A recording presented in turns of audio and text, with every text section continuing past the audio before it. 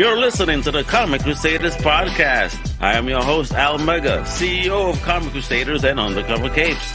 In this show, I'm sitting down with creators from all walks of life to talk about inspiration, process, the lessons they've learned, and a whole lot more.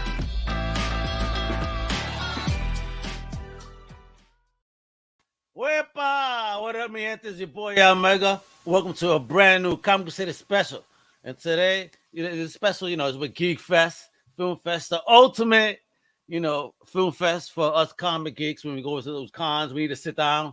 You're going to sit down and watch some awesomeness, all right? But we got some people that got some products. They got some books building a universe, and they got a dope trailer. We got this whole creative team right here. So they start digging into this awesomeness, these brains, these wonderful comic people brains. All right, let's do it. First up, the one, the only, Mr. Alan Tupper. What's popping? What's up, Al? This is great to be here. Yep. It's been a long time since I've done a podcast. I'm a little rusty, but I'm ready to get back at it. Oh, don't you worry. You're in the right place. All right. And the next up, the one, the only, the awesomeness, Carrie Tupper. What's popping? Hi.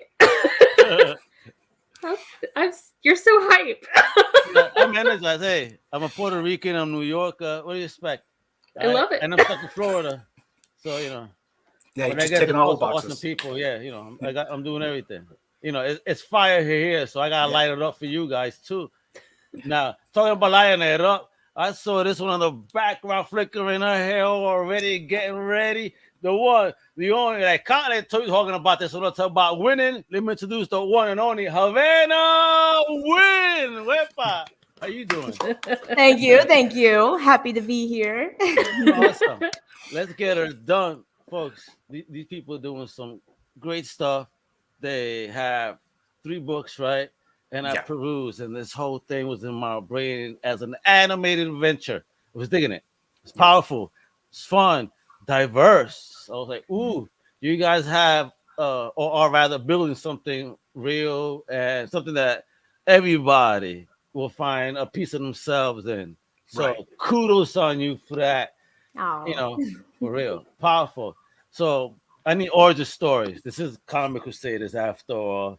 So let's start with the ladies in the house. So let me start with Carrie over here because she was so shocked. Like, oh my God, too much. Tone it down. So I'm a hermit, so that's pretty normal for me. I guess I got started with Kamikaze, or Project Kamikaze, because Alan and I met in college, and one of our assignments was for one semester was to sit down, and we just had to fill up an entire 100-page sketchbook in over. Basically, we had 24 hours to do it. So we were just knocking out as much as we could. And Alan drew this character of, a young Black woman in a sort of dragonfly-esque looking suit. And I was just like, there's something there. Like, I know there's something there. So Alan and I just sort of sat down and started throwing ideas back and forth. And then we met Havana, and that's it. That's all. The end. The end. I need to know a little bit more than that. Just a tad. All right. So, where did you grow up, and how did you even fall upon the culture, for example? Like, how did you get into it? Was it family? Was it something you discovered on your own? Was it friends? With comics, it was Garfield, actually. I love Garfield. Hey. Yeah, I was like in 2nd grade and new reader, and my grandmother was just like, here's the funny papers. So I would read those comics that you get in the newspaper, and then I found out you could get comics from the library, and my grandma had to pray with me about what Jesus would allow me to read. I guess no Frank Miller for you. Right? No Elf Quest either. Oh my God. Yeah, so it was literally just whatever. Pretty much Garfield was always allowed to read Gotcha. until I got to about older age, around 15, 14, where I started my first job when I was 14. And Hustler. What? yeah, I kind of was. But the reason I wanted the job was so I could get comics. So I picked up comic books and things like Inuyasha was a huge one for me.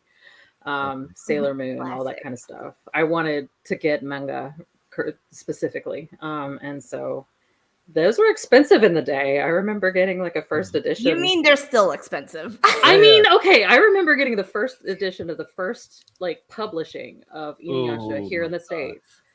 And it was at that time in the early 2000s, I think it was $15 a pop. $14.99, right? Yeah. Yeah, it was a lot, at least at that time, and that was for me. So the fact that I could get only so many at once was also... I love that. I love that you said that though. You got a job so you could kind of feed your hobby. Because at the end of the day, I think every true geek out there that has had a fandom, the whole purposes of that damn first job is like, I know mom ain't gonna buy me this, so yeah, exactly. Exactly. That my stepdad said I couldn't get a job, and I was like, I'm gonna show you. Bye. How dare you. Awesome. Okay, so let me move, because we're gonna talk about creative in a bit, but always the origin, how you got in. So great, Garfield, dig that. I love newspaper strip myself. So Havana, hey, what about what hood, what love, what was it? Talk to me. Yes. So I'm Havana. I'm the lead character artist on Kamikaze. And Tuppers basically snatched me up after I graduated college. Oh, wow. She ain't going nowhere. Yeah, right. So Kamikaze started off as an animated pitch for a pitch for an animated show. Show that again. Look how sexy that book is. Do it again. Oh yeah. Oh, you brought copies too? I brought 3. Oh, wait a minute. Okay, Hey, do it again. Oh, everybody's competing for the big screen now. Look at this. So yeah, I came on the team as a character designer. And you know, at the time, the moment they were able to, I guess, recruit me was we had another writer on the team, and he was my mentor. Like a design mentor, a business mentor. And one day he calls me up as I'm in the lobby of an office doing one of my first job interviews right out of college. And this writer asked, hey, do you want to work on a pitch for an animated sci-fi post-apocalyptic series? I was like, hell yeah, I'll call you back. So long story short, we've been working on the webcomic, which later on, we produced 3 different books. And I mean, it's been wild just to see this insane journey. I feel like I always tell people, like, we were 3 nobodies with a dream. I didn't go to art school. The Toppers did. But I always have been such a lifelong animation and manga fan. And so it was really nice, like, actually having other friends who were really into animation as well. And so it was just like, I don't know, I still remember the first house you guys were creating in, and how we would meet every Thursday and Tuesday and just crank out these character designs, like think about the characters and the plot.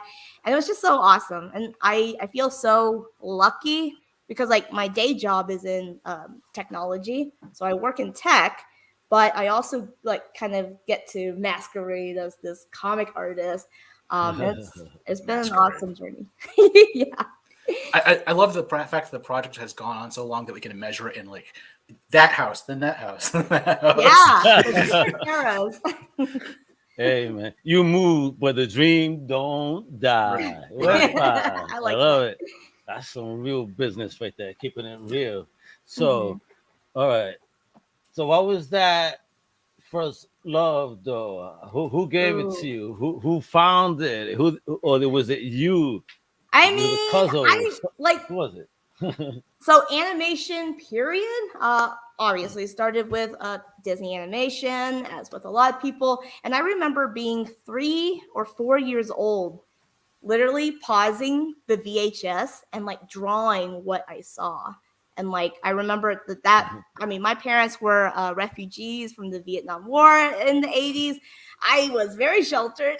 I did not get to go out a lot, but I learned how to draw, and I remember so clearly like pausing the movies to draw what I saw. And I mean, it's been a skill that has grown with me throughout my entire life. And I've always been into I mean animation, which then I discovered anime and manga. I mean, like classic gateway drug of Sailor Moon, Pokemon. Actually, one gateway drug that not a lot of people know is Unico, which is a really esoteric anime title. Okay. Yeah, I just have grown up with, and I grew up with manga and like was obsessed with manga and comics as a teenager. Recently, during the pandemic, I've revived my love of manga. Right now, I'm like obsessed with Berserk. Like I read all 8,425 pages in 2 months, and like, Jeez.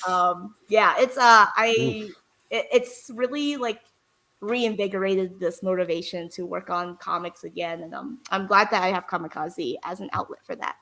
Oh, that's dope. And now the big homie. He waiting patience. Yeah. It's What up? waiting my time. Yeah. So let's see. I think I got my the passion for me for comics really started a little bit like Carrie with some Sunday newspaper stuff. It was mostly Calvin and Hobbes for me. I was one of those kids who like actually wrote like a incensed letter to Bill Watterson when he decided to stop publishing. How dare you? Why are you doing this to me? But I think a lot of that fuel for comics, like especially like adventure comics, really came from my mom. She was like a big collector of like the Tintin comics. Cool. So I read like a lot of that as growing up. And when I started to get towards like middle school and high school and now it's college, I started to like branch out to like Hellboy, stuff like that. The light and fluffy side of things. But yeah, I think one of the other things which was like a really big like fuel for me, sort of tying into the ladies and their manga and anime thing, was I got exposed to a unsubbed copy of Princess Mononoke when I was in middle school, and I was like, I have no idea what's being said, but this is phenomenally cool, and I want to find out more. And so I've been kind of chasing that, plus things like Titan AEs, like awkward, nerdy sci-fi-ness for a while now, and Carrie covered a little bit of sort of the origin story of how we started on Kamikaze. It actually started off originally in college, I think, as like a parody of like the superhero genre. This is like before Marvel got into movies, really. This was when like the first Daredevil movie came out. And was the one that we didn't talk of. The one that we don't talk of. Not the Netflix one. Yeah. That one is sacred. The one with Evanescence. Yeah. But yeah. So at that point, like it was a little bit rough going, and I was just like, somewhat sheltered kid from Maine, and I was like, all right, I'm down in Atlanta for the first time, like actually getting out into like an urban environment, and I'm in the world, kiddo. Yeah, and like this is wild and crazy, and also like I'm finally starting to actually meet up with other folks who are actually vibing with the whole superhero thing, and here are the parts of which I find are goofy, and which the parts which aren't. As we sort of developed the concept, I don't know if we were just getting jaded by the art school we were going to or what, but it just like morphed into like this the story it is now, which is sort of this post-apocalyptic cyberpunk Dust Bowl adventure, which was really kind of picking apart the whole sort of hero origin story and just kind of saying, all right, so how does that work in this kind of world? And what happens if we actually get to know the characters really, and really kind of try to dive in it from that angle. So that's kind of been sort of, I'd say, one of the big guiding stars for the project. And like they were mentioning, it did start off originally not as a comic idea. It started off as an idea for an animated series. Cool. And we went through about, I think it was 2 years, a year and a half of like pre-prep on that, developed out a script, did all the character designs, and then started shopping it around. And this was like 2012. This was before Netflix really got into doing original content. And at that time, the whole idea of like you could have an animated sort of action adventure show that wasn't necessarily for kids. Yeah. Was a little bit weird. Like we had to start like calling back on like, well, it's sort of like Avatar: The Last Airbender, except you guys don't take that show seriously, and it's a little bit like Aeon Flux, except slightly less weird. And we're not really aiming for the MTV audience. What can we work with? What a mix of stuff. Yes. Yeah. So I think at one point, one of the best descriptions of the property that we've gotten so far is that's a genre gumbo, and I've been liking that. You know what? I love gumbo. So Yeah. bring it. Bring it. Making me hungry. Yeah. All right. So this journey, what would you guys say is maybe one of the biggest lessons thus far in the project in trying to get it where you want? That's a great question. That's a really good question. So many. I think my biggest lesson is actually one that Havana gave me, which is perfect is the enemy of done. And so there's this sort of, yeah, pretty much. But there's this, like, I have this sort of perfection streak that Havana and Alan dutifully handle. But there's points where I really, really want to make sure that I'm doing a really good job. But at the same time, like, there are moments where it's sort of like, okay, Carrie, do you have to go that hard? Is it necessary to go that hard? And, I've had to really learn to say, okay, are they really going to notice that a chip bag in the background is gone? Like, are they going to notice that little thing like that? Because I was that person who was like, continuity, you guys, we gotta have continuity. And No, like, you know what though, Carmen? What was it? Similar to that Game of Thrones when they left the cup, right? Oh, the Starbucks cup. Yeah, I remember that. exactly. What? So it's like, we gotta have continuity. They But- time traveled. That's what Yeah, happened. Starbucks pretty just left it much. there. They were saying, oh shit. Honestly, if they had just ran with the time travel element, they could have probably stuck a better landing for the end of the series. But that's a whole nother topic. Yeah. Yeah. But yeah, Well, perfect is honestly- the animator at the time.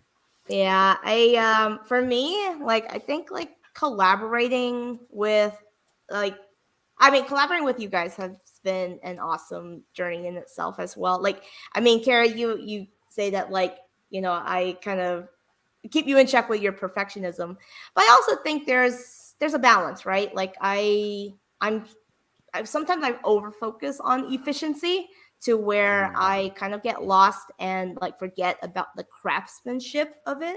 So I think one thing that I appreciate from you guys is like, I'm all about like, let's get it out. But then like, sometimes we'll be like, wait, hold on. Let's like really make this splash page like, amazing, because it has to have an impact.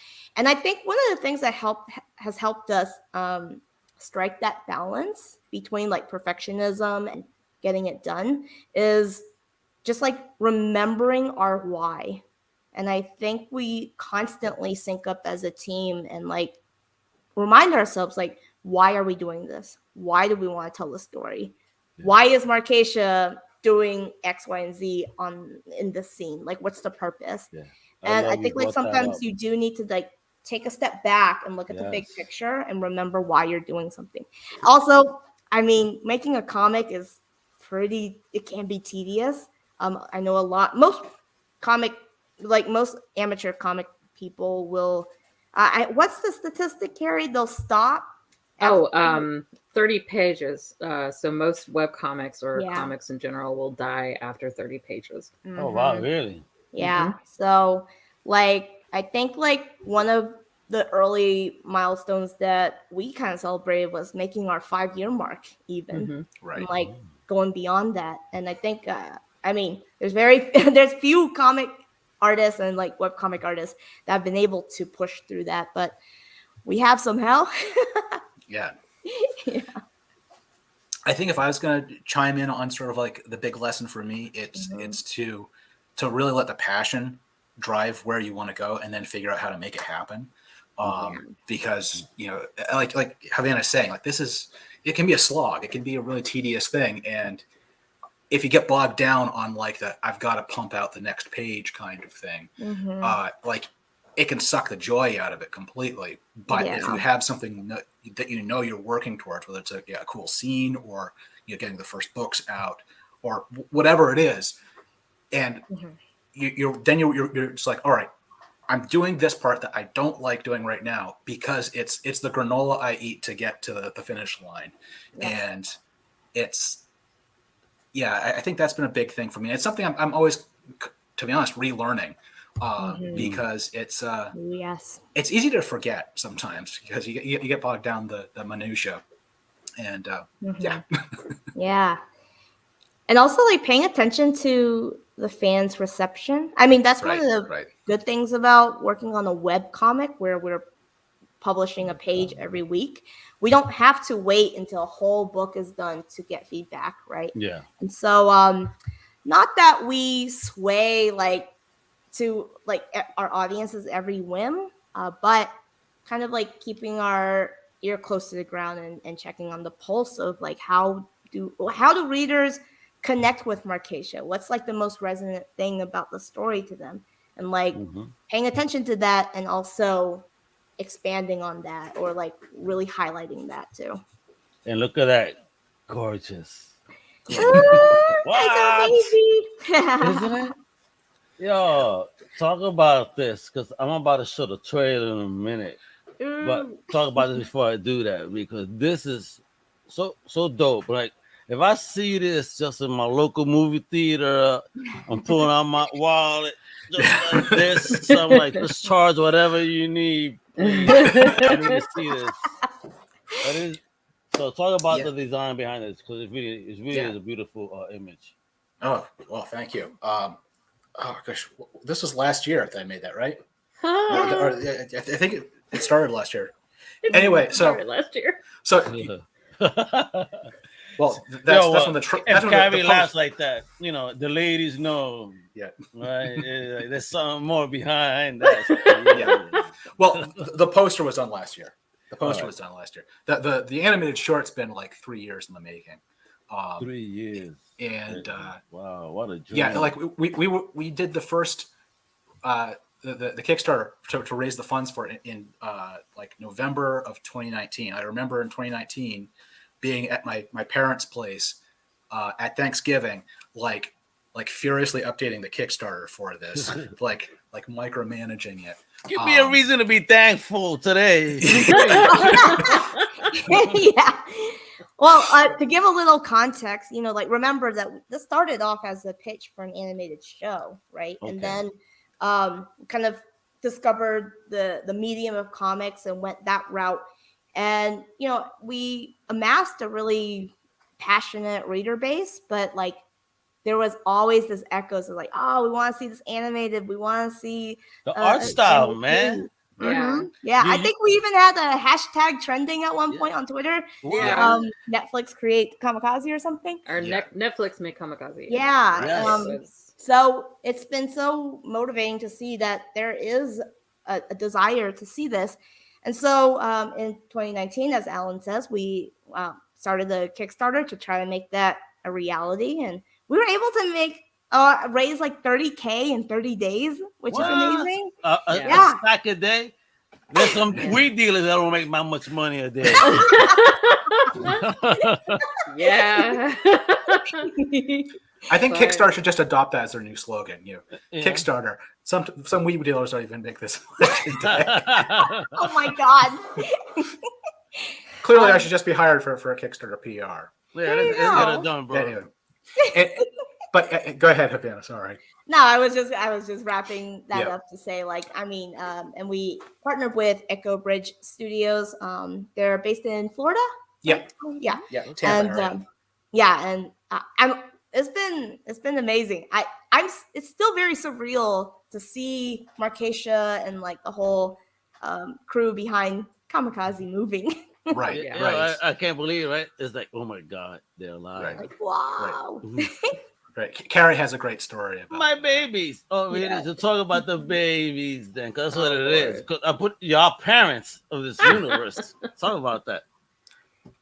I was mostly thinking about the voice directing thing. Oh. Danny. Oh, Yeah. you got a Yes. voice director, right? So I was the voice director for this. I also did all the casting, and then I was also the co-director for the short. Did you ever do this before you move on? I want to say yes to a certain extent, because I did work in animation, specifically at game studios as an animator. Oh, cool. I did not do casting. I did not do directing. I did not do, like, I was trained to do those things from like school, but that sort of stuff I never got the chance to do. So this is my real first like hardcore stab at Oh, dope. writing, at directing, at casting, all that kind of stuff. Epa. Nice. Yay! It was really fun. But I guess the anecdote that Alan's talking about is, okay, so when you're working in animation, the thing is that the process doesn't work the same way that you would think a live action, would happen. A lot of people who are in animation or not in animation assume that the animation is created first and then the actors come in and sort of do the lip sync. That is correct for Anime. for dubbing, because dubbing, everything's already done. But when it comes to animation that's being made from basically scratch, you actually have to do the recording first. So if you're looking at a video of the making of Encanto, for example, that footage of those actors doing their things is well before the pre-production is even done on the art side in many cases. So they have these recordings. So I had to cast, I had to get the recording stuff done. But our main character, Markeisha, is voiced by a wonderful voice actress named Danny Chambers. Danny is absolutely amazing. And she is used to doing kind of bubbly characters. But she did do the voice of, oh my God, I'm blanking on the name. The main character from Bride of Death. No. Oh my God. Wow. Carrie. I know. This is so bad. This always happens. So she's played in A Life in a Day, Black Clover Island. Thank you. Okay. A lot of like different anime voices, Mm. including My Hero Academia. And a bunch of others. See, this is all. Oh, word? Dope. Yeah, word. Okay. Yeah, Attack on Titan, even. Ooh. Yeah. Like, She's amazing. not a small fry. No, she's not. She's amazing. And she's one of the few, one of the very few handfuls of women of color, specifically Black women, who are voice actresses that are well known in the industry on the side outside of like Cree Summer and stuff. She mostly focuses on anime. Wait. So Cree Summer is doing a lot. I remember Cree growing up. Like the Cree band. still doing works. stuff. Yeah, she's still working. word. Doing Yeah, the she voice still stuff. works. Nice. Yeah. She's still doing that. But anyway, Danny was in the booth, and we were doing something called efforts. And efforts are they're the sounds the character makes when they, land hard, or it's like the sort of guttural Gotcha. type of thing. So some of those also include laughs. So one of the things I wanted to grab was a couple laughs from Danny from Markeisha. And that was the moment, like throughout the whole thing, I was like doing fine, keeping everything together, all that kind of stuff. I'm like, okay, I'm professional. I know what I'm doing. This is fine. And then Danny starts laughing as Markeisha, and I just become a crying wreck.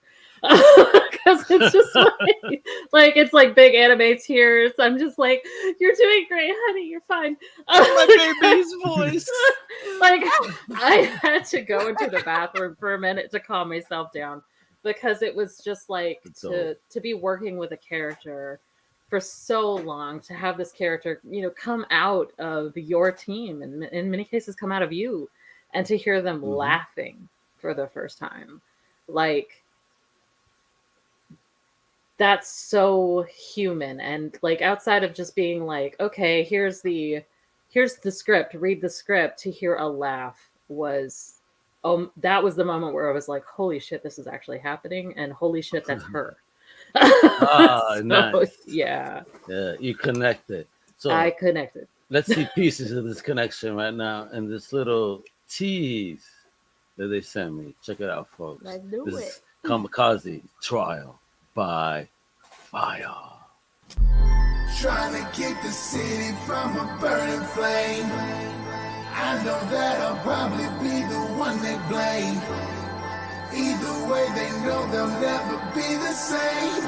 I don't need a crown to bring the rain. To bring the rain. To bring the rain. To bring the rain. I don't need a crown. What a tease. And that music is fire too. Yes. Hey. That music is Aaron Neal, who was a good friend of ours, who we actually met him at MomoCon. MomoCon. MomoCon in 2019. Yeah. And we just started talking. And then I was like, so have you ever done any scoring for animation? And he's like, no, but I really want to. And I was like, boy, do I have a thought for you. So he did a great job on the score, on the end credit theme song, which is what you were hearing there. And we still need to release that as a single. We really do. That needs to happen. Yes, please. I don't know if you heard the new Swedish House Mafia album. That's fire.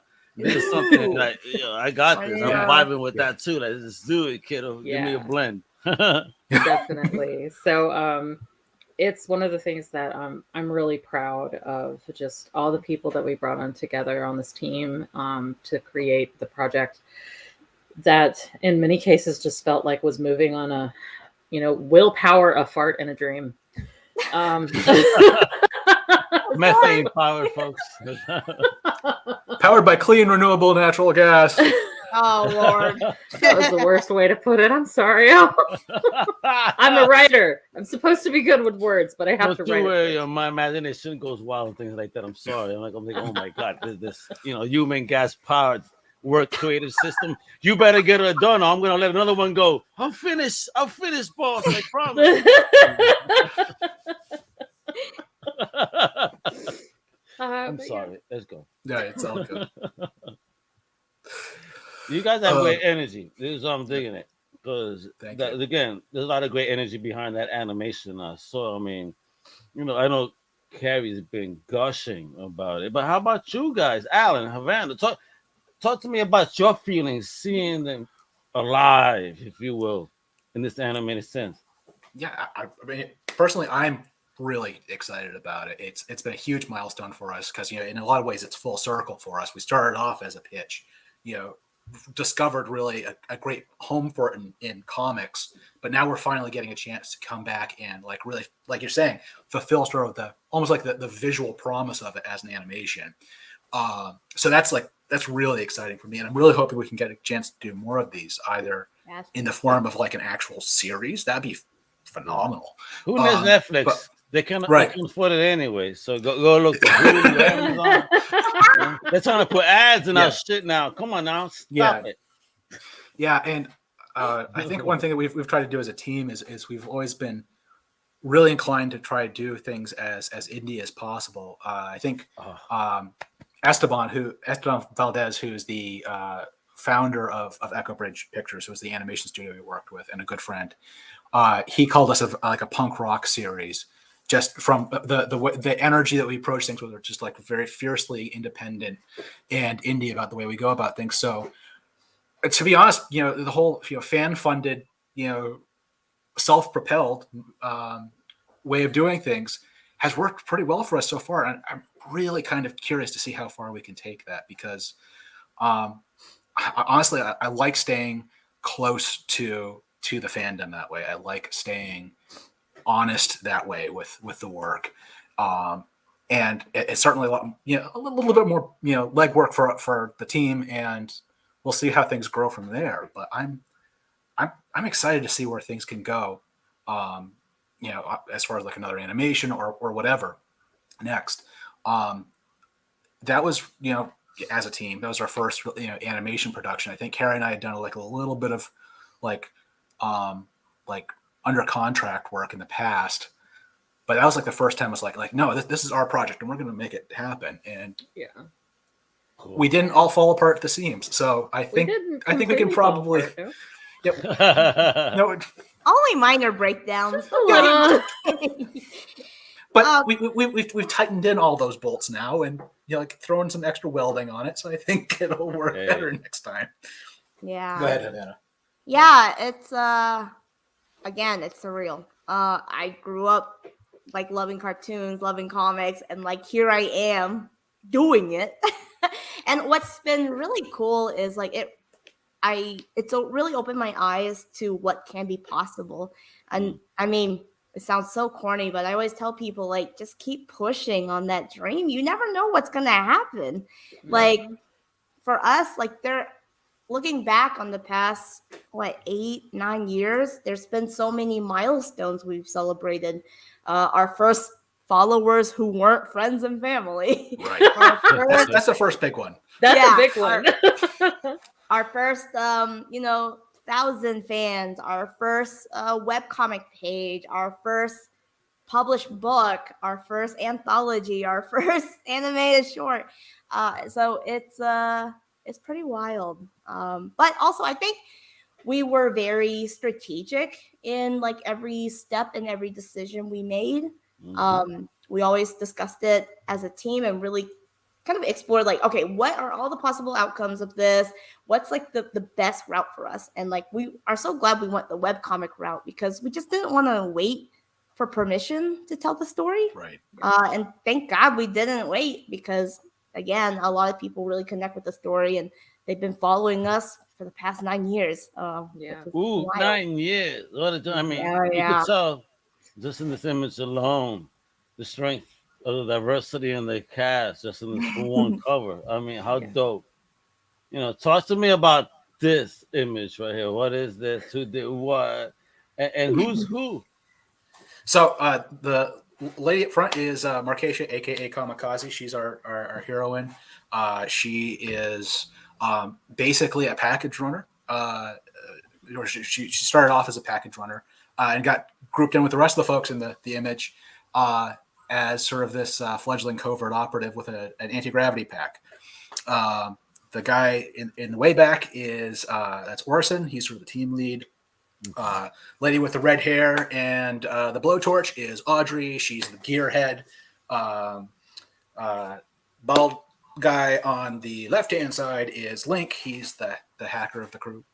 And Markeisha's dad is actually the guy with the glowing eyes. That's Toshi. And why is that glowing? Go ahead. Okay. So Toshi is blind from birth, but because this is sort of a cyberpunk universe, he's got the ability to kind of jack in with sort of an ocular system, and so he can. He's actually a writer by sort of his day job is he's actually a writer for like a lot of the puff pieces and his head must go nuts. Yeah.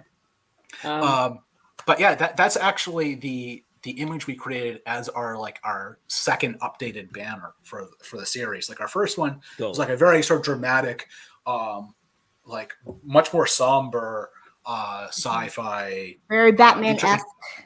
Yeah. Yes. Pull-up banner, but we wanted to like really make like a really big thing, which like really captured the sort of a little bit more the energy of this thing. So that's where that came up. And Also, we want to show off the other characters. Right, and, right. Mhm. That banner is usually sitting behind us when we are at our table at conventions and things like that. Ooh, wait Yeah. a minute. You guys be going on tour and conventions. Does that mean that I may have a chance to meet you in person, get an autograph Absolutely. so. book, Yes. and let's go get a beer together somewhere and let's Yeah. I'm create. your lady. How can Almeida be a victim in the books? You know, getting beat up by your heroine. Come on, you get it done. Yeah. Yeah. Actually, I mean, during the pandemic, that was one of the things we missed the most. Right. I mean, not only do we, sell the books and things like that, we love just meeting and talking with our readers, meeting and talking with new readers. That was something that missing that actually like tested our morale a lot. Right. Yeah. During the pandemic. So actually, we are excited to be back in the convention circuit. this Yeah, year. I mean, you're chosen. The chosen Right, yeah. ones on the Yeah. GeekFest FilmFest. Talk about Yes. that. How do you guys feel? And are you gonna be at any in person? We're working on it. We're Okay. not going to be able to make it to the one in May, the one in Florida, unfortunately. Oh, really? Largely because we're going to be That's where I'm prepping at. for largely because we're going to be prepping for our first really big comeback one, which is at MomoCon. Wow. Then that's Atlanta, and then we've got one I the think I gotta next move to weekend after ATL, that man. in DC. Hmm. So So- we're gonna be at Awesome Con Yeah, it's in Awesome Con, DC. Oh, okay, cool. And that's around June 3rd. So y'all and stay then- mostly on the East Coast? We have most of the been, time we stay on the East Coast. We have gone to a couple like meetings and stuff on the West Coast, but it hasn't been specifically For a con. convention stuff. Yeah. We've done a Um, convention out in Denver. That was as far Yeah, as that's we as got. far west as we've gone with conventions. Was Denver. Okay. all right. How's Yeah, that that was- experience though? I mean, being newbies, kind of in those early days when you did it, how did you feel like sitting at a booth and like, are people gonna come? I mean, I know the first time I was tabling, I was doing like giveaways for publishers and just get Right. to know what we do. Bless the community. Thank you for subscribing. Here's some free shit, and leave. Mhm. But I was scared as hell. How Right. about you guys? Yeah, no, it's terrifying the first like dozen times you do it. Like I'm not gonna even lie, it's the first time. It's the first dozen. Like Yeah. it's sort of a like almost like a Half-Life curve. Like it's like you're half as terrified as you were the last time. But yeah, no, it's a great experience once you get past that, and it's a great way to have sort of like this acid test of like how effectively you're actually talking about your thing. Oh, yeah. Like- Go ahead. here. Nothing Because- gets you like really good at talking about your comic until you do it like 500 times a day. Yeah. Like, So, how did you guys do it? Because there's a lot of people that'll stay behind their table and just wait. There's people that'll stand in front of the table and be Right. like holding a book, like, "Yo, let me show you something real quick. Come on." Right. So, Right. how do you guys approach that hustle to make people notice that you guys are there and notice the awesomeness of the book? Besides those that just see how awesome it is and just go, but how do you attract those that may not be so attentive? I answer. Yes, for go it. ahead, Amanda. Okay, so first of all, I've been selling at conventions since I was 17. So like I Oh. used to sell art and stuff as well. Then I took a Oh, long break gee. and then I Oh, did she this for gangster. comic. She got skills. So our approach is kind of in the middle of what you're talking about. All right. So many people make the mistake of just sitting there, Yes, they never do. engaging. In fact, sometimes you'll go up to their table and they look pissed that you're there. Bro, I met Markeisha, and I was so happy to see him at the show. Uh-huh. I was with my daughter. I felt so embarrassed. We go to the table. The dude doesn't even pick up his head and acknowledge that I'm there. No. Oh, that's So, terrible. I told my daughter, "Can you take a few steps forward?" I was like, "You're stupid. Fuck you." Oh, I just man. said it because I'm like, "Yo, how you gonna disrespect a fan like Right. that. You know, Yeah. don't do a convention if you're not gonna feel the energy. And Right. I was only Thank there, you. and I'm Yes. there like saying, "Yo, oh baby, he's like my favorite ghostwriter artist, and there's so many other things. He's amazing.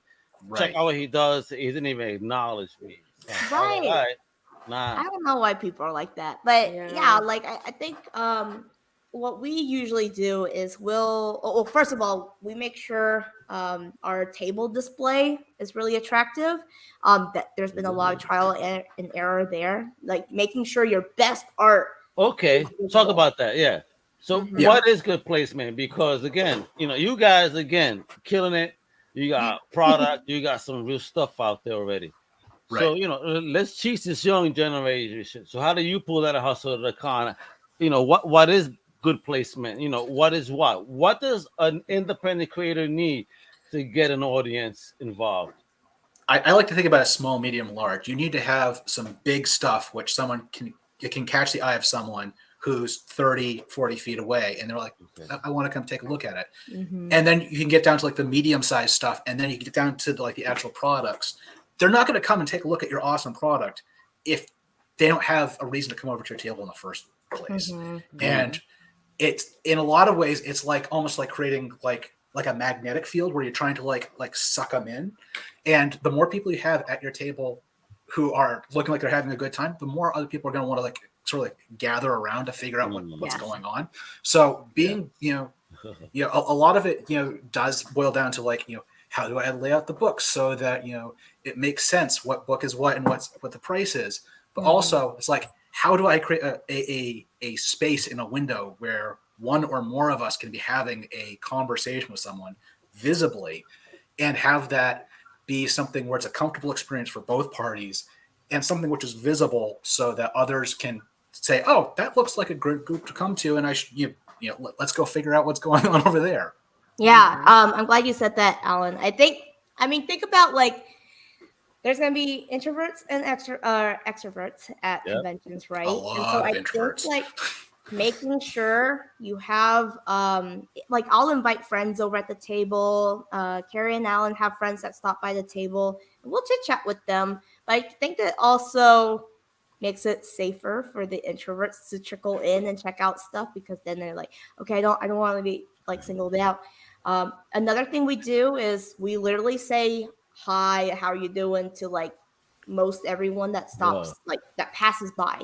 Sometimes now you're gonna get ignored a lot. You might get rejections, but you have to just get over that. I don't know what to say to like indie creators who want to make that. Like, I think there's such a fear of rejection that they just don't even try. But like, Right. Alan, how many times have we like said hi and like that person just completely Yeah. Yeah. Just the I have giveaways. I'm like, look, you want to free some free Yeah. stuff, right, and it's right. like they But you have hold to on keep to their doing it. wallet or their purse and look at me even harder. I'm like, Yeah. geez, yo, I'm trying to give you free stuff. Relax. Yeah, I like think part of it is Need a hug. Yeah. I mean, I guess for me, one of the things that happens is that I've been in their shoes before. So I know what's going through their head. It's like Yep. immediately somebody behind that table is trying to get my attention so they can take my money.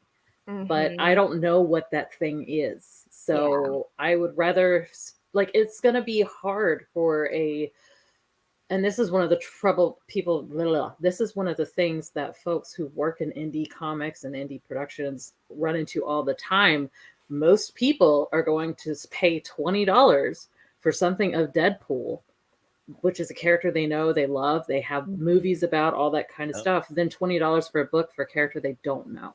right. And so it's your job to convince them not only is your project cool, that your project's interesting, but that they're going to gain something by just talking to you. And right. it's And even spending not, $20 is a steal. Yeah, spending $20 is a steal. So for example, like whenever we have folks come by, like one of the things like I'll notice is that if they have a specific t-shirt of a character that I really like or something, like I will just geek out with them, like just straight up. It's like, oh my God, I love your shirt. That's amazing. Or, you know, Like a cosplay. that comes by or something out like that, you know, taking pictures with people. It's just like, it's not so much about the sell. It's more about building the relationship, because if you have, Relationship and genuine enthusiasm about not just your Yeah. product, but the culture as a whole, and enjoying that Exactly. with people. and Right. enjoying that culture, like that becomes interesting for the customer or the person just there. Yeah. At the end of the day, if that person, we sit down and have a conversation for like 2 minutes or whatever, and they're like, okay, well, what is this, what do you work on, and then I can show them. And at the end of the day, what happens is either they buy a book or they take a business card and head over to read it on their phone, and then come back and they're like, okay, now I want a book. Yep. Right. Or it's more about building that relationship, Right. because these guys are people. They're just people. Right. Yeah. I don't want a book. And if you can get them to root for you, you've already won. Yeah. And I think like building that relationship, it's sometimes you're not going to sell the first time you meet someone, but maybe like the third time you run into them at a convention, then they start warming up to you and like checking out your stuff and wanting to support you. But like, as Carrie said, we just genuinely like interacting with these folks at conventions and learning about what they like. Another thing I like to do is I don't lead with the pitch always. Sometimes I'll ask them, what are you into? Yeah. And like, number one, that kind of gauges like what sort of media they like, just to see if Kamikaze is even in their wheelhouse. But then secondly, it kind of gives me an excuse to talk about like, like let's say you loved Game of Thrones or whatever. Oh, what do you like about Game of Thrones? And then we'll geek out about that. I was like, oh, well, there's a lot of political drama in Kamikaze as well. Let me tell you about like the setting. And so I feel like, there's like ways to build that bridge and also like tell people about the comic. And sometimes you pitch to people and like, okay, cool, we'll have a nice day, and then they'll walk off, and that's fine too. Again, you just have to you need to develop a thick skin for rejection and being ignored and stuff. I think another thing that really also helps is that one of the things that Alan, Havana, and I do is that we don't hold our secrets as far as like how you produce things. Like it's not close to the chest. If somebody comes up and says, how do I do that? I'm like, oh, we got a panel at 8:30. You should come and we can talk about it. And then afterwards we can talk about if you have any other questions. So there's been points where we had panels, and people from the panels will actually run after the panel is over to get to our booth so that they can meet and talk with us while we're there. Yep. Exactly. Thank you for doing that, because that's something that people also got to understand. Share the knowledge. Tom Billionaire told me, is like, share your secrets. Yeah. Not even 1% will even listen and take action to what you say. Yeah. Yep. To be honest. So it's like, go ahead, share it. It's like, really, Also, not everyone's gonna do it the same exact way that you do it. So Exactly. Because our mega put his sauce on this funny here on this than anyone else. So but we do. So for real, you guys have been just totally amazing. So for real, what's the next con that we can see you at? MomoCon. MomoCon, folks. Check it. I always get the info, so I know I'll be blasting that all over. But when you know your booth and everything, send that to me. Unless you know it now. Yeah. We don't know it now. Trying to get scoops. So, when you have that, let us know, because people really need to check out your book and this show, because I don't think they could see it at MomoCon. We got to talk to Bill, yo. We got to get GeekFest at a MomoCon. Yeah. Ooh. I think we might be working with MomoCon to get a showing. Maybe we're still confirming that. We should get the whole GeekFest. That way everybody see everything and absolutely. have a good time, man, and celebrate with fellow amazing creators like yourself. And folks, for real, I've been showing this all day. For folks that listen and don't watch, I gotta tell you, this is what it is. All right, go to the website. The letters are KMKZ, Kilo Mike Kilo Zulu .TV.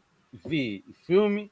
All right. And then I need you to go on your social right now. Because it's Kamikaze comic, like the drink. Hey, they used to tear me up back in the day. And then on Instagram, Kamikaze animated. Have you ever had a Kamikaze for real? Oh yeah. Yep. You really feel like getting Kamikaze. Like, yo, I'm bombing right now. Where's my? Oh, yeah, yo, good stuff. That and Incredible Hulk is to tear me up. For real, folks. So you see, they're so fun. I can't wait to meet them in person. Now they know what they're gonna be drinking. All right, let's do it. All right, when we meet up, we'll have a Kamikaze. Just hip flasks of them. Just. Oh, what? Oh man. Hey, don't worry. I think I have 2 in my suit. But don't worry. 2 different flavors to get it done. Now, that is a styling suit, by the way. Like, holy crap, that's an amazing suit. Oh, thank you. Yeah, I'm very impressed with it. But you guys are great. I love the energy. I love the book. I love the style of the book, the look. I mean, you guys are really on to something. So God bless you in your journey. And I just want to say, just as a fan in general, to creatives, just thank you for being brave and bold and sharing in your vision and your journey and your ideas and just doing it, getting it done. So thank you, because I enjoy it. I know everyone else will. And I wish nothing but success. So let's start to manifest. So whether it's Netflix, Hulu, Netflix, get money. So Hulu, Amazon, let's make it happen. They need this, the whole series right now. Let's make it happen. Let's speak this out to the world. Fans, let's do it. Not just Netflix, but Hulu, Amazon, everywhere. We're going to make this happen. The world needs this. Fun stuff, yo, for real. I'm your boy, Mega, with the amazing Havana, Carrie, Al, and Team Kamikaze, my people. Yo, for real, I need you guys to check out GeekFest FilmFest. That's the big show right there. My boy Bill O is going to be at your favorite convention near you real soon. Check up the local listen at geekfestla.com. It's where the business is at. Because, if you love this fandom and you love independent film creation like what these people do, you're going to love this, for real. All right? So with that, I'm Mega with this amazing people once more. Hasta la próxima. Wepa! Thank you for listening to the Comic Crusaders podcast. If you like the content, please subscribe and turn on notifications. Also, please visit comiccrusaders.shop and our extended podcast family over at undercovercapes.com. And also, make sure to download the Comic Crusaders app on the Google Play Store today.